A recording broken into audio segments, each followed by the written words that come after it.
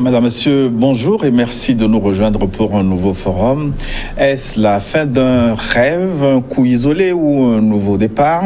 Comment faut-il rebaptiser le combat de l'homme politique togolais, président du mouvement Nouvelle Vision, dont la candidature à la présidentielle du 22 février 2020 a été rejetée par la Cour constitutionnelle du Togo? La réponse à cette interrogation avec Aubin Kodjevi Atinatan, qui nous fait l'honneur d'être au plateau aujourd'hui une fois encore. Docteur Tom, bonjour.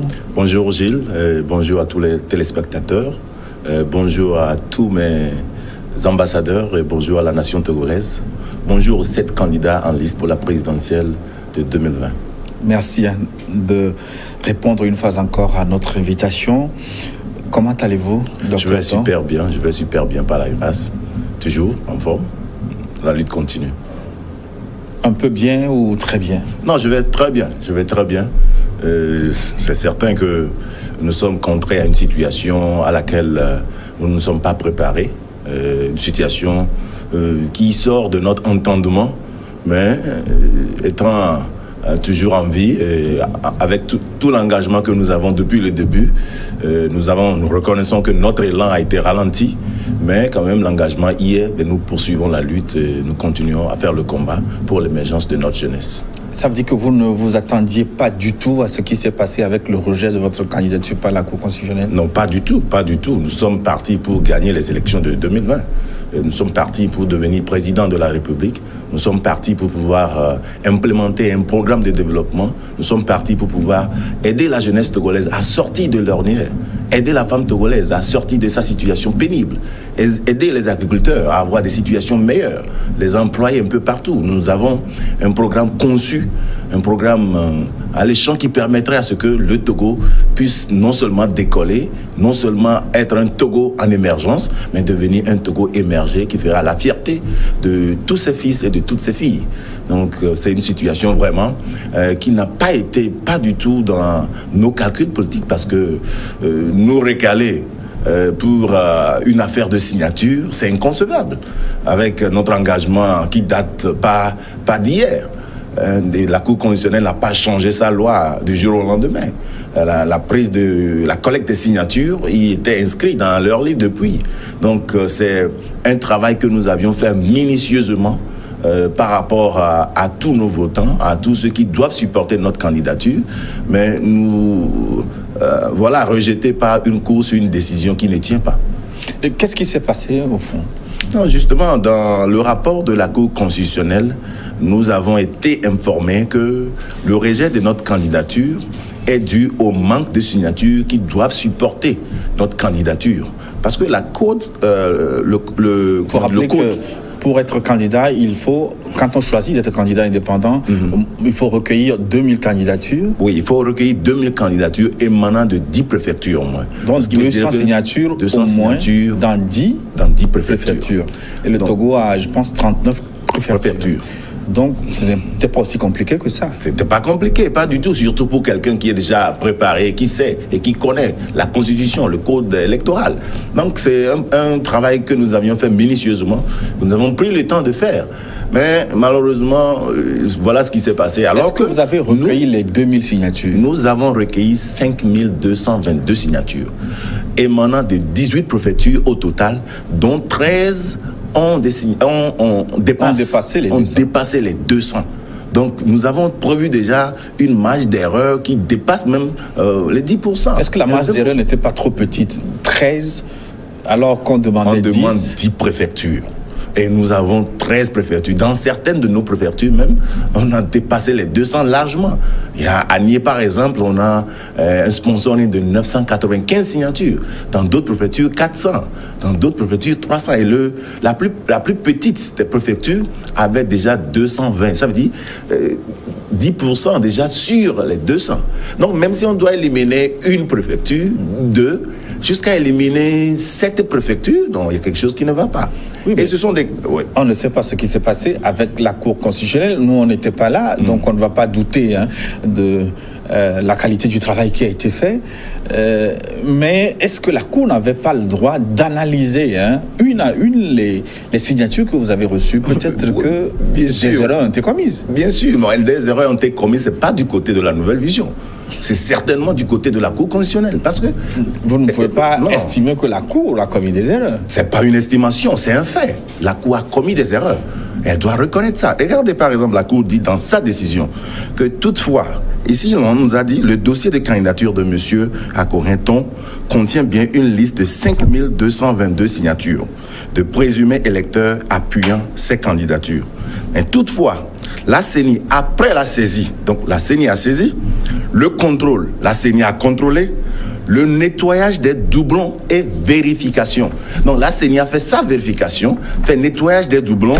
La CENI maintenant, après tout ça, note la présence de 5156 signatures.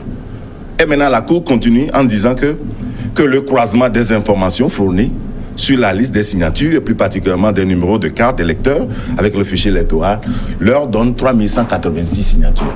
Donc si déjà le candidat arrive à recueillir 5222, après nettoyage, après vérification, 5156 signatures sont valides. Non, 3000, hein? Non, 5000, après vérification. C'est ce que la Cour même a dit dans sa décision. Elle dit, après vérification par la CENI, après la saisie, le contrôle, le nettoyage des doublons et vérification. Alors là, ils retiennent 5156 signatures. Maintenant, le croisement est fait par qui? Est-ce que le candidat fera un croisement? Non, le candidat ne peut faire que collecter les signatures des cartes qui sont valides. Et les cartes qui sont valides, c'est ce que la CENI a reconnu. 5156, ça c'est dans le deuxième rapport après notre requête. Dans le premier rapport même, cette même Cour disait que les 3186 étaient nos présumés électeurs. Maintenant, dans le deuxième, ils viennent dire maintenant que 5156 sont nos présumés électeurs. Tu vois, une Cour constitutionnelle dont la décision est irrévocable, qui n'a pas une décision précise, concise. Je crois qu'il y a beaucoup de problèmes. Et de là, la Cour même va jusqu'à préciser que la plupart de nos électeurs, nous avons été spécifiques. Quand nous sommes dans Yoto, nous disons à la Cour que dans Yoto, nous avons 491 signatures. Que la Cour nous dise que dans Yoto, sur les 491 signatures, nous avons 230 qui ne sont pas valides. Mais une Cour constitutionnelle qui prend une décision avec cette légèreté pour... Mais qu'est-ce que vous appelez légèreté? Parce que les chiffres vous sont communiqués.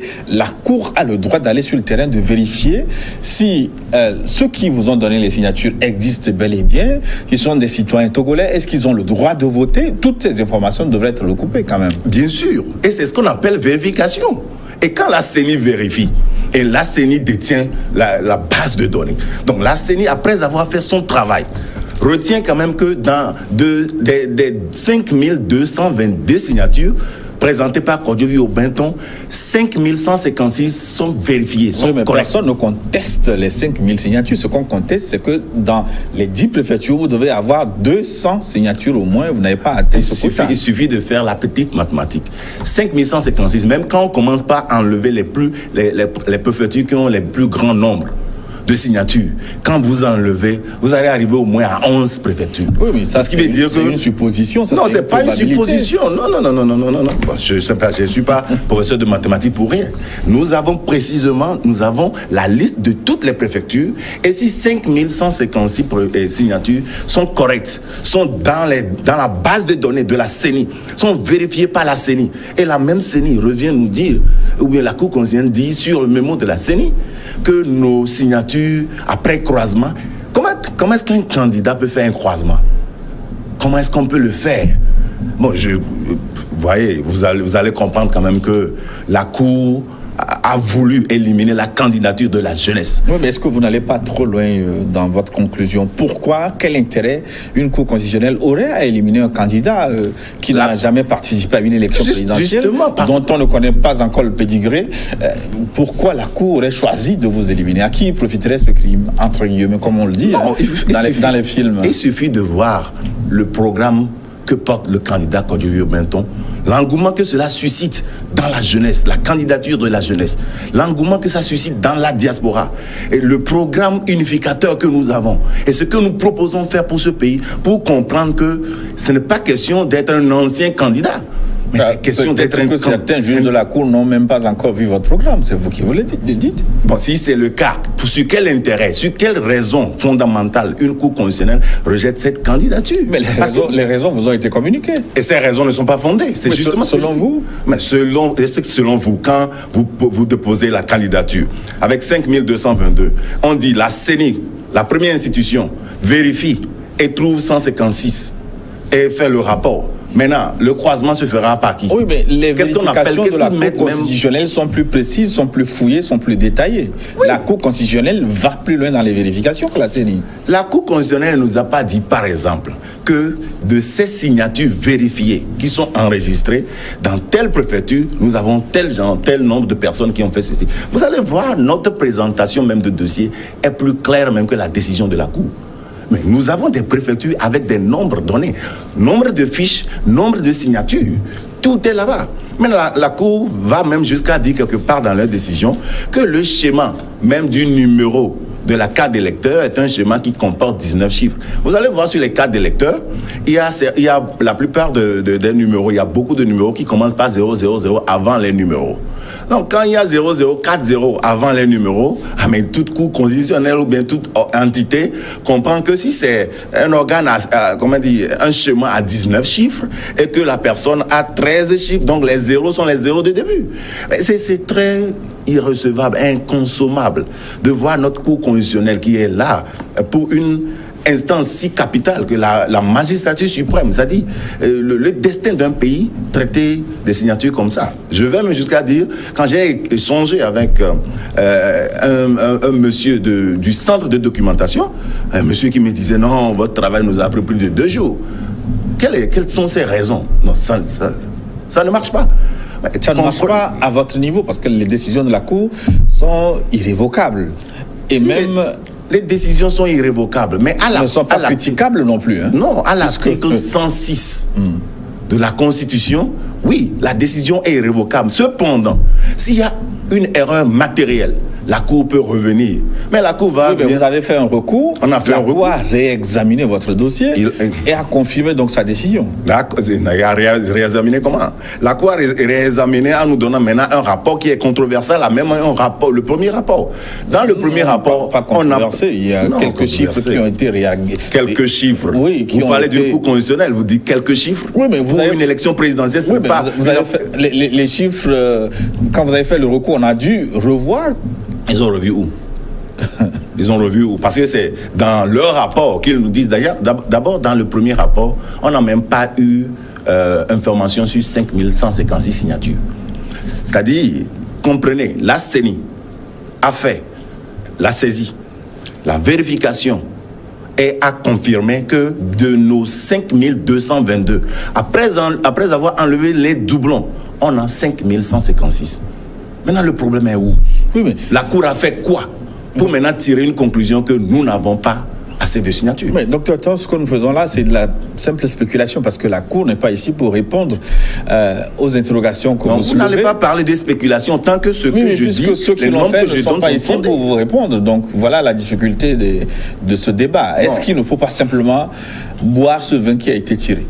Mais quand tu bois un vin qui n'est pas le tien, et qu'on te force à boire, même quand en buvant, il faut que la personne sache que tu n'aimes pas ce vin. Oui, j'ai toujours dit que ce n'est pas le moment de diaboliser nos institutions que nous sommes appelés à conduire un jour. Mais néanmoins, quand les décisions ne sont pas bonnes, il faut reconnaître. Depuis un long moment, j'ai toujours pris la défense. Vous pouvez critiquer, dire que les décisions d'une Cour constitutionnelle constituée de 7 juges, est-ce que vous pouvez dire que cette décision n'est pas bonne? On ne juge pas, on ne critique pas avec les yeux, c'est qu'avec les éléments fondamentaux. Et la Cour doit reconnaître que leur décision n'a pas été fondée sur les éléments que le candidat a envoyés. Mais il n'est pas prévu une confrontation, c'est-à-dire que vos idées ne peuvent plus remonter à la Cour constitutionnelle. C'est justement la raison pour laquelle... Est-ce que ça sert à quelque chose de fulminer, de s'en prendre à cette Cour? Je ne m'en prends pas à la Cour. Mais j'explique que la Cour n'a pas été juste dans la prise de sa décision. Oui, c'est votre opinion. Oui, non, c'est pas une opinion. C'est une opinion. Non, c'est la conclusion de leur rapport. Parce que quand vous dites la Cour constitutionnelle est là pour protéger tous les citoyens, quand vous dites que ce citoyen n'est pas qualifié pour telle et telle chose, il faudrait quand même que les rapports... Et puis, écoutez, hein, la Cour vient nous dire même dans son rapport que une copie des cartes d'électeurs aurait levé toutes ces confusions. Carte d'électeur de quelqu'un, comme la carte d'identité de quelqu'un, est-ce que c'est à nous, candidats, d'aller copier les cartes d'électeurs qui sont, au fait, des pièces importantes, personnelles à la personne, à nos candidats? Mais est-ce que c'est même prévu dans le code électoral ou bien dans la Constitution que les électeurs doivent accompagner de leur liste la copie des cartes d'électeurs? Mais c'est pas normal. Je ne peux pas me mettre à copier les cartes d'électeurs des gens ou bien les cartes d'identité des personnes. Comment une Cour peut prévoir que la copie des cartes d'électeurs aurait enlevé tout équivoque? Ça n'a pas de sens. Et c'est une Cour constitutionnelle dont la décision est irrévocable. Si vous vous sentez tricher, est-ce que vous n'avez pas la possibilité de recourir à d'autres juridictions à l'international? Non, nous allons, vous venez de le dire, le vin est tiré. Nous allons le boire, oui. Mais vous avez dit que vous ne boirez pas de ce vin. Non, j'ai dit, même en buvant, il faudrait faire savoir si tu es forcé de le boire et tu n'as pas d'autre opportunité. Il faudrait en buvant que le gars sache que ce n'est pas un vin que tu bois avec joie. Donc aujourd'hui, nous ne sommes pas là pour compromettre ou bien pour mettre en danger l'évolution, l'enracinement de notre démocratie. Mais nous avons le devoir de préciser à tous nos candidats et à ces aînés de la Cour constitutionnelle que leur décision n'a pas été fondamentalement prise selon les éléments contenus dans notre dossier. Pourquoi ne pas saisir une justice internationale? Bon, vous avez dit, la Cour, nous avons fait ce que nous devons faire au niveau national et international. Mais nous reconnaissons pour l'enracinement de la démocratie que ce n'est pas au fait très bienséant de changer, de renverser une décision d'une Cour constitutionnelle d'un pays comme ça. Donc nous reconnaissons quand même que à l'allure où vont les choses aujourd'hui, ce serait très difficile, très controversal que la Cour revienne encore une fois après avoir maintenant rejeté même la requête et dire quoi que ce soit. Mais pour nous, ce n'est pas une situation qui va nous permettre de nous jeter dans la rue, de faire du bruit un peu partout, si nous savons pertinemment que la finalité de ce bruit ne nous amènera plus en tant que candidat. Ce que nous voulons pour ce pays, ce n'est pas de nous engager pour uniquement ou finalement devenir seulement président. Non, nous avons besoin de la magistrature suprême pour accélérer un programme de développement. Donc j'ai bien dit accélérer un programme de développement. Donc aujourd'hui, quand nous sommes ôtés de la lutte, ce qui veut dire que l'accélérateur a réduit au fait sa vitesse. Mais cela ne voudra pas dire que nous devons tous stopper ou bien handicaper le reste du processus. Non, mais ça ne nous empêche pas de dire et de redire quand même que le candidat Kodjovi Obenton a été triché, la décision n'a pas été juste. Mais vous n'êtes pas le seul dont la candidature a été rejetée. Il y a eu un autre candidat, oui. Innocent Kagbara, dont la candidature a été rejetée. Il a simplement pris acte. Il a pris acte. Il a pris acte parce que les raisons de son rejet qu'ils sont communiquées a été valablement. Il a accepté. On dit par exemple dans le rapport, parce qu'on a précisé les deux, dans le rapport que la signature sur honneur du candidat qui doit être le président devrait être signée par lui-même, qui a été signé par quelqu'un d'autre. On dit par exemple que le certificat de résidence devrait être signé par la mairie, qui a été signé par le commissariat. Bon, si c'était le cas et il concède que c'est ce qu'il avait fait, il a pris acte, c'est normal, il a compris. Mais ce n'est pas parce que Innocent Kagbara a compris et accepté qu'il a fait des erreurs que Dr Ton, n'ayant pas fait des erreurs, dira que oui, nous sommes deux, l'autre a pris acte, je prendrai acte. Oui, on prendra acte. Acte comment? Mais on ne prendra pas acte en disant que nous avons fait erreur au moment où nous ne l'avons pas fait. Non. J'ai déjà entendu dans certains cercles de discussion dire que ces rejets de candidature, c'est une forme d'arrangement entre vous. Est-ce que vous avez déjà entendu ça? Qu'est-ce que vous en dites? Pas du tout, parce que moi je suis certain quand même que aujourd'hui le peuple togolais, la majorité de la jeunesse togolaise s'attendait réellement à un changement, s'attendaient de voir un leader qui n'est pas là pour faire une lutte ancienne, la lutte politiquement politique, mais qui vient avec un programme pour faire avancer les choses. Et c'est un candidat, au fait, qui ne doit normalement pas faire, problème aux autres candidats, parce que nous parlons toujours ensemble, que nous ayons tous un programme fédéré pour pouvoir faire évoluer ce pays, surtout résoudre les problèmes que nous avons dans notre population.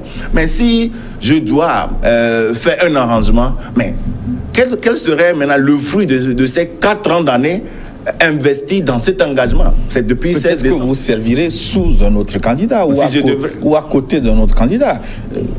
Je dis peut-être n'importe quoi, mais bon, c'est pour comprendre ce qui s'est passé. Non, quelle serait la raison de mon engagement? Mais pourquoi alors sensibiliser cette jeunesse et porter ce programme? Si je devrais servir quelqu'un, pourquoi ne pas le faire? Non. Aujourd'hui, les fondamentaux même de la nouvelle vision s'inscrivent dans le fait que la lutte sur le terrain est stérile. C'est une lutte politique qui ne permet pas l'évolution de notre pays. Nous avons besoin d'une nouvelle émergence, d'un nouveau leadership, parce que les aînés politiques se sont engagés dans une lutte politiquement politique qui fait que la situation a été bloquée, le développement est bloqué. Quand il y a un programme, peut-être proposé par le régime, qui devrait aller, il faudrait que l'opposition s'oppose. Quand il y a des suggestions faites par l'opposition, il faudrait que le régime s'oppose. Donc, il y a une situation bloquée qui fait que, au fait, ce qui pourra revenir à la population, ce qui pourra ouvrir des opportunités aux jeunes Togolais n'arrive pas. Et tout le monde, maintenant dans sa dynamique, souhaite que le peuple soit dans une situation miséreuse. Qu'est-ce que je voudrais dire par là? Vous allez voir. C'est en cette période de campagne que certaines presses, certains médias arrivent à trouver un petit peu de sous parce qu'il y a un petit contrat de tel. C'est qu'ils sont... Vous êtes dans les secrets de la comptabilité des médias. Hein? Ça, c'est pas un secret.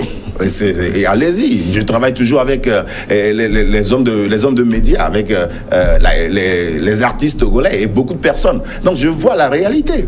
Je suis au parfum de tout ce qui se passe. Et en tant que candidat, si je ne comprends pas tous ces éléments, pourquoi alors me présenter? Si je ne comprends pas la situation vraiment miséreuse des journalistes, pourquoi je m'engage? Si je ne comprends pas la situation des étudiants, pourquoi je m'engage? La situation de nos moments, pourquoi je m'engage? Des retraités. Donc aujourd'hui, avant de se présenter comme candidat, il faudrait au fait une évaluation, s'informer et savoir au fait vivre la réalité de nos concitoyens. Et c'est ce que j'ai fait. Et c'est le travail qui a abouti par le développement d'un programme, un programme que j'ai présenté même à la presse et à la population hier. Oui. Comment l'appelle-t-on? Avant le rejet de votre candidature, est-ce que vous avez été approché? Votre mouvement a été contacté pour un possible, désistement en faveur de notre candidat? Pas du tout. Pas du tout. Il n'y avait pas eu une approche de qui que ce soit pour dire désister en notre faveur ou quoi. Parce que d'abord, il faut comprendre qu'en voyant même le schéma Nouvelle Vision, vous devez savoir que ce n'est pas un suiviste, c'est un leader. Donc quand il doit avoir une fusion quelque part, les autres doivent suivre ce mouvement. Parce que c'est un mouvement qui est fondé sur des éléments, avec un programme vraiment, quand vous voyez, vous lisez, vous rentrez, vous évaluez notre programme, vous saurez que c'est un candidat qui porte l'espoir de toute une nation. Oui, mais vous étiez partie prenante de l'initiative Kodjo, où il était question de choisir un candidat. Ça veut dire que vous aviez, d'une façon ou d'une autre, donné votre onction pour que quelqu'un soit désigné candidat du groupe. Non, j'ai tout le temps expliqué, en fait, notre engagement dans cette initiative de Monseigneur Kodjo. Au début, c'était une initiative qui est basée sur des actions concertées des partis non au pouvoir. Maintenant, arrivé dans les séances de travail, ce que nous avons constaté, ce que nous avons vécu, c'est qu'il n'y a pas au fait d'opportunité de donner chance à une nouvelle manière de faire les choses. Parce que la lutte dans le groupe était foncièrement basée sur comment faire pour chasser l'autre. Or, c'est le comment faire pour chasser l'autre, au fait, qui justifie la naissance de la nouvelle vision. Parce que l'ancienne vision se basait surtout sur la lutte, le combat des hommes contre des hommes. Ce qui fait que la situation ne change pas. Donc, quand nous entrons dans une dynamique qui se maintient dans son schéma, qui ne produit jamais de résultats, je ne pense quand même pas que nous pourrons faire long chemin. Donc c'est ce qui a fait qu'arriver un moment que nous avons vraiment signalé que les approches, les intentions, la finalité de cette dynamique, au fait, ne sont pas alignées avec la nouvelle vision. Donc, tant que ce n'est pas aligné avec la nouvelle vision, ce qu'on pourra faire, c'est de nous retirer, mais tout en travaillant à changer les autres. Mais le temps aussi faisant défaut, ils se sont précipités pour faire ce qu'ils doivent faire. Et bon, c'est à la fin du 22 février qu'on saura qui a raison ou qui a tort. Mais est-ce qu'à un moment donné, c'est parce que vous avez senti que le choix du prélat n'allait pas porter sur vous? Est-ce que c'est pour ça que non, vous avez pas du tout, pas du tout. Même déjà avant de faire une marche arrière, nous n'avions pas parlé d'une candidature unique. On a parlé des actions concertées. Et je tiens à signaler quand même que à chaque fois quand je rencontre le prélat par rapport à ces discussions, mais c'est quelqu'un au fait qui est ouvert, parce que il faut reconnaître, parce que je ne veux pas, à des moments donnés, il y a tellement de confusion par rapport à ce qui s'est passé et ce qui se passe et autres. Maintenant, nous sommes presque dans la période de campagne, donc il n'y a pas assez à dire sur cela. Mais ce que j'ai compris de la dynamique de Monseigneur Kpodjoro, c'est que c'est un papa qui encourage les leaders de l'opposition à être unis, à avoir des actions concertées. Maintenant, concernant qui doit être choisi, comment la personne doit être choisie et autres, ça n'a pas été la décision du prélat. Il a créé, au fait, le cercle. Maintenant, ce sont les autres, les hommes, ceux qui sont là, qui ont dit, pour faire le choix, nous devons avoir besoin de telle chose, de telle chose. Donc, lui, il a créé seulement le cadre. Et le cadre, c'est de voir, au fait, l'opposition être unie, avoir des actions concertées pour aller à une élection afin de faire sortir le peuple de l'ornière. Donc c'est ce que je respecte. Donc il faudrait quand même que ça soit clair. Mais tant que le travail des autres dans le groupe ne s'aligne pas avec une dynamique qui apportera solution à notre population, alors la nouvelle vision ne se voit pas dedans. Parce qu'après tout, oui, il faut une alternance. Mais nous avons précisé qu'il y a deux types d'alternance.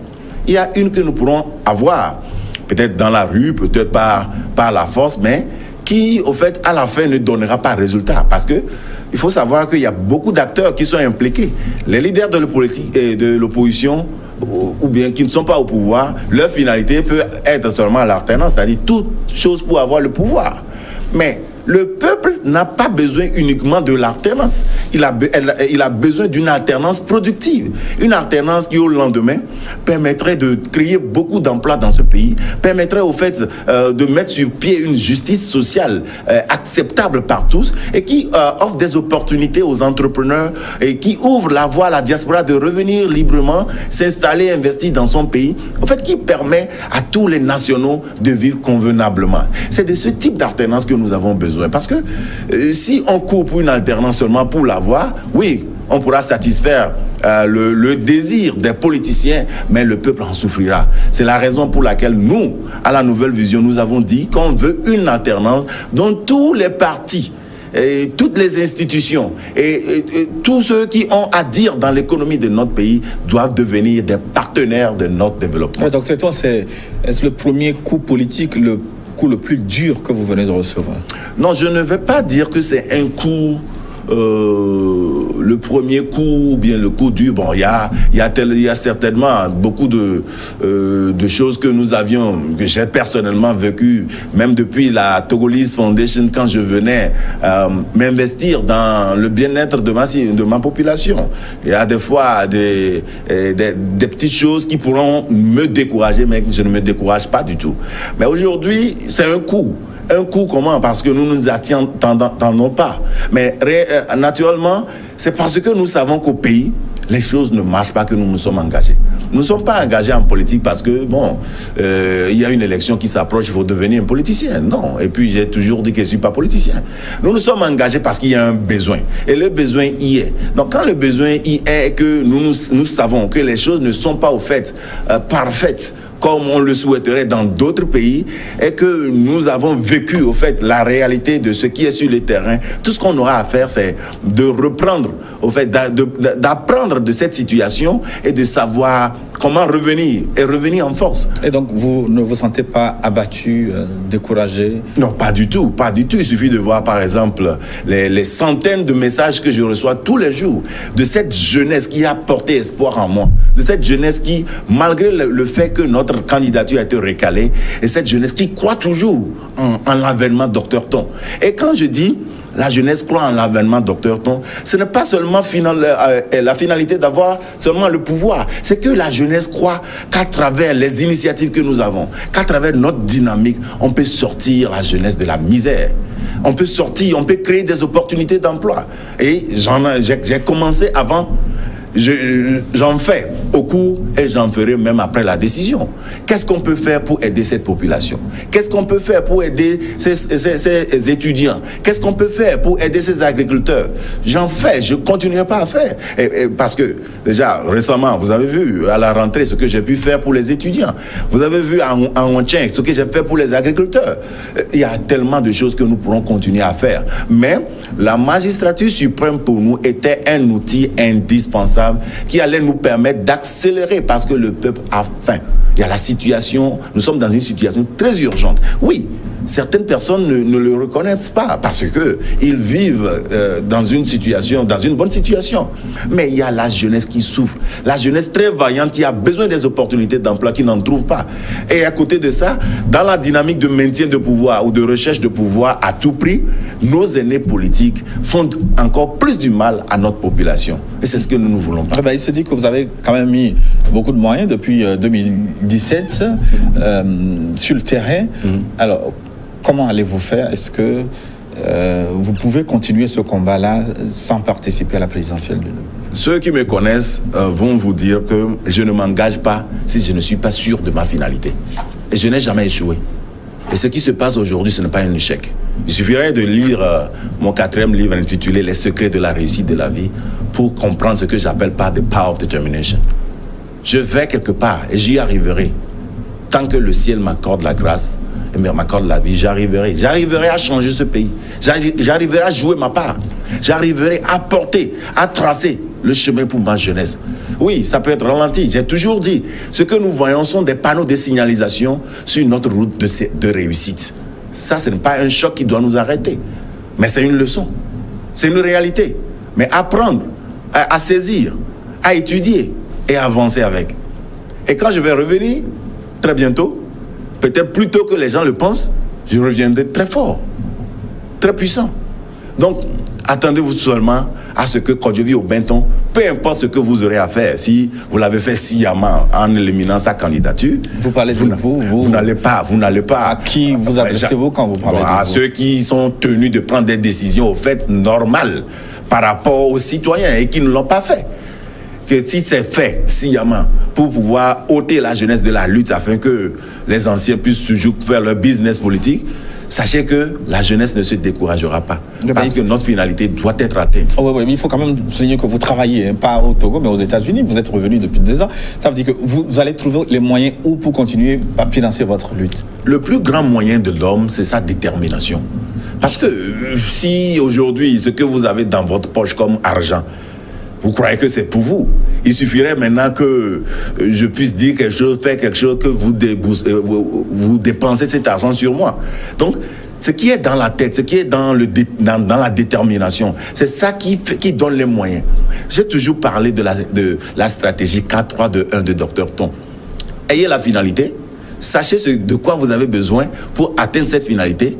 Faire maintenant l'économie de ce que vous avez et mettez la stratégie pour avoir ces outils afin d'atteindre votre finalité. Les plus grands moyens, c'est ce que nous avons dans notre tête. Et c'est ce que la nouvelle vision a toujours fait. Aujourd'hui, nous avions prévu faire la campagne. Et vous devriez voir, si c'était que la nouvelle vision était dans cette course, vous allez sentir qu'il y a au fait quelque chose qui s'annonce déjà pour la population togolaise. Oui, je ne dis pas que ça ne va plus arriver. À poser une question, est-ce que vous n'avez pas conçu des supports de communication? Est-ce que vous n'avez pas fait beaucoup de t-shirts, etc.? Est-ce que ces supports vont être consumés par le feu? Ouais, non, on ne va pas dire que ce serait consumé par le feu, mais tant que nous avons une situation donnée, nous réagissons dynamiquement. C'est par rapport aux données actuelles que nos stratégies vont être définies. Donc aujourd'hui, voilà la situation. Mais qu'est-ce qu'on peut en faire? Parce que pour nous, et pour tout mon état-major, nous savons tous que quand il y a une situation qui s'impose, il faudrait maintenant des stratégies pour en faire bon usage afin de continuer la route vers la destination. Donc tant que la destination, le feu y est, c'est-à-dire la lumière y est là, et que nous avons toujours ce désir et nous posons des actes pour y arriver, toute situation est consommable. Oui, mais en termes non politiques, maintenant, qu'est-ce que ça signifie que vous repositionnez pour 2025, ou vous allez créer un parti politique? Qu'est-ce que vous allez faire? Il serait peut-être trop tôt de me prononcer sur certains éléments, mais vous sachez que je ne travaille pas seul. J'ai des ambassadeurs partout dans le pays. J'ai des comités de réflexion. J'ai des gens avec qui nous devons nous asseoir, parler, essayer de voir, mais aussi reconnaître que 2020 n'est pas encore passé. Oui, les hommes peuvent vous enlever, mais celui qui donne le pouvoir, il est là et est toujours vivant. Donc, il y a toutes choses qui peuvent arriver. Nous ne sommes pas encore au soir du 22 février. Ça aussi... Vous pensez que les élections peuvent être reportées et que les cartes, à nouveau, vont être distribuées? Non, ce que je voudrais dire, c'est que je peux penser me réveiller demain et ne pas me réveiller. Je peux penser aller quelque part à 10 heures, je ne peux pas arriver, malgré tout ce que je mettrai en œuvre. Pour dire quand même qu'au-delà de tout, l'homme n'a que la force de l'homme. Mais il y a toujours un suprême. Donc, ce que je suis en train de dire, c'est que dans toute chose, même pour les grands, les grands techniciens, quand ils font tous leurs calculs, malgré ce qu'ils utilisent comme outil, ils laissent quelque chose que nous appelons en mathématiques une marge d'erreur. La marge d'erreur, au fait, normalement, quand vous avez fait un calcul avec précision, la marge d'erreur doit être 0. Mais quand il y a toujours une marge d'erreur laissée, c'est qu'il y a aussi quelque part un petit pourcentage de quelque chose qui n'est pas au fait assimilable par l'homme. C'est important. Donc moi, ce que je voudrais dire en répondant à votre question, c'est que ce serait tôt de dire nous allons changer en parti politique. D'abord, le parti politique n'était pas au fait dans la dynamique de la nouvelle vision, parce que la nouvelle vision doit être au fait ouverte à tous les jeunes de tous les partis qui veulent au fait le bien-être de leur pays, qui veut amener, qui veut faire la synergie de nos compétences afin de pouvoir faire évoluer notre pays. Donc, si on devrait le faire, ce serait une décision collégiale. Mais si nous devons nous positionner pour 2025 en pensant que nous ne pourrons attendre que 2025, sont des décisions qu'on fera avec une étude donnée. Donc, pour le moment, ce qui est devant nous, c'est comment faire pour que notre élan puisse encore trouver d'énergie pour accélérer sans le pouvoir. Mais c'est pourquoi j'ai dit, même hier, quand j'ai fait la présentation de mon projet de société, j'ai dit avec ou sans le pouvoir, Kodjo Binton va toujours se battre pour l'émergence de la jeunesse, de la population togolaise et de la nation togolaise. Je vous reposerai une question sur l'opportunité de présenter votre projet de société alors que votre candidature est rejetée dans la seconde partie que nous allons entamer dans quelques minutes. Mais dites-nous d'abord, est-ce qu'à votre niveau, vous avez évalué la situation? Est-ce que vous avez commis des erreurs qui ont conduit à ce rejet de votre candidature? Peut-être que vous avez mal apprécié le terrain politique, peut-être qu'il aurait été plus facile pour vous d'aller comme candidat d'un parti politique, je n'en sais rien. Qu'est-ce qui n'a pas marché à votre niveau? Il n'y a rien. Ce qui n'a pas marché, c'est que la Cour constitutionnelle nous a écartés sans une base légale. Mais ça veut dire que vous n'avez pas apprécié les forces en présence comme il faut. Non, on ne dira pas ça. Et même si on devrait vous éliminer, au moins que la Cour cherche un raisonnement qui pourra être au moins critiquable. Mais si vous nous écartez alors que nous avons les preuves matérielles devant nous, que nous sommes ôtés de la lutte comme ça parce que vous ne voulez peut-être pas de nous, ou bien vous avez traité notre dossier avec toute légèreté possible. Et j'ai même entendu un ministre me dire que je suis le premier candidat indépendant qui a eu à traverser de ce genre de choses. C'est que j'ai servi de cobaye. Il n'y avait pas eu au fait des bases, il n'y a pas d'éléments qui même a vérifié même la base de données. Et imaginez, quand par exemple la Cour même dit que la plupart de nos signatures, après vérification, nous avons 5000 quelque chose, mais la plupart de ces signatures ne se retrouvent pas dans la base de données. Ça veut dire aujourd'hui que nous avons beaucoup de Togolais qui ont des cartes d'électeurs qui sont vérifiées par la CENI, mais qui n'auront pas d'opportunité de voter le 22 février. Ce qui veut dire, déjà, vous voyez le nombre 5156 et 3186. Ça veut dire à peu près 2000 quelque chose. Donc, à peu près 45% de détenteurs de cartes d'électeurs qui sont, au fait, faites par la CENI ne sont pas dans la base de données. Et donc, le fichier électoral a un problème. Bah ça, vous faites une projection mathématique, mais les choses peuvent ne pas se passer de cette façon. Est-ce qu'on peut pas imaginer... Donc, vous voulez me dire quand même qu'on nous a éliminés en ne regardant même pas la base de données? Parce que la Cour dit... La Cour est autonome. La Cour dit que la CENI est souveraine dans ses prises de décision. Être autonome, être souveraine ne veut pas dire fais ce que tu veux faire. Nous disons toujours au Togo que bon, je suis le père de la maison, je suis le père de la famille, mais ça ne te donne pas l'opportunité de prendre n'importe quelle décision. Il faut aussi, surtout, qui vont à l'encontre du bien de la maison.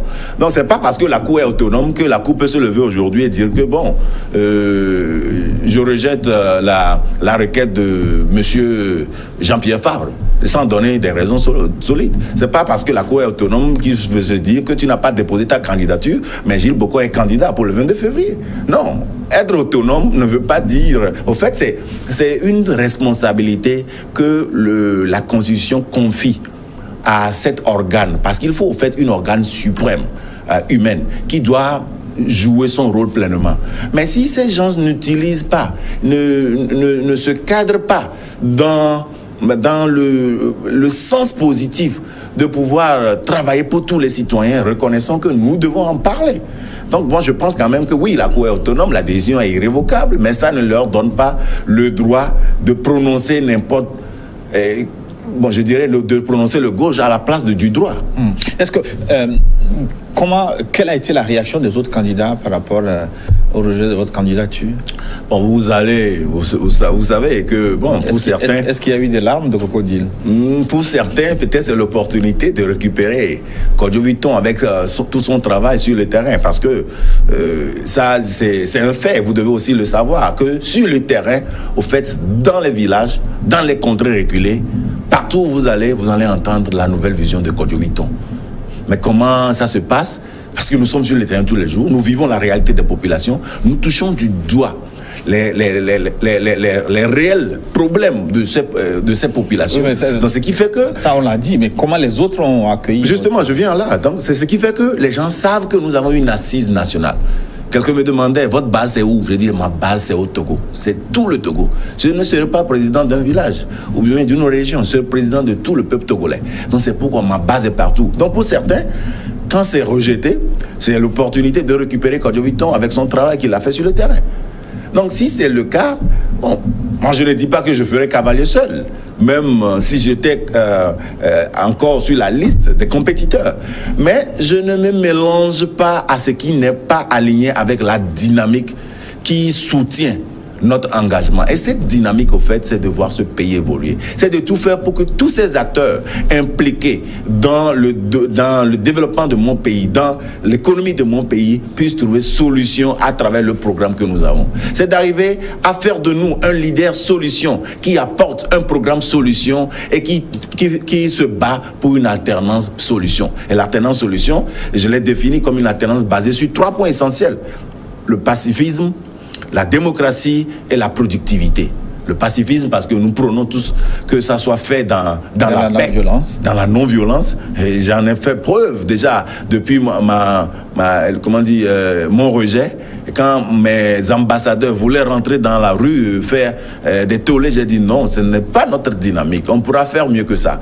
Donc, démocratique parce que ça doit passer par les urnes. C'est pourquoi nous sommes sur le terrain en train d'expliquer notre programme pas en train d'acheter, comment dire, la conscience des gens parce que les gens sont miséreux. Non, en train d'expliquer le programme à toute la population et productive en faisant du fait que après le 22 février ou bien après le 5 mai, quand vous êtes président, que vous ayez les moyens, les ressources nécessaires, que ce soit les ressources humaines, les ressources, les expériences acquises par les autres, que vous ayez toutes ces ressources pour pouvoir implémenter un plan pour donner solution à tous les acteurs. Est-ce que vous allez reprendre le combat autrement en reprenant le pouvoir par la base, parce que vous n'avez pas pu participer aux élections locales? Il y a des élections pour les gouverneurs qui arrivent, il y a des élections législatives qui vont suivre avant les présidentielles. Est-ce que vous allez reprendre autrement le chemin? Mais ça, peut-être, vous allez répondre à cette question. On parlera aussi de l'analyse des projets de société, un travail que vous avez entrepris. Vous nous direz ce que vous pensez de ces projets de société et des candidats qui sont en liste. Et puis, je serai intéressé par votre consigne de vote. Pour qui allez-vous voter le 22 février? On parlera de tous ces sujets dans la seconde partie de cette émission, juste après une pause pour une nouvelle édition de Journal sur votre chaîne. À tout de suite.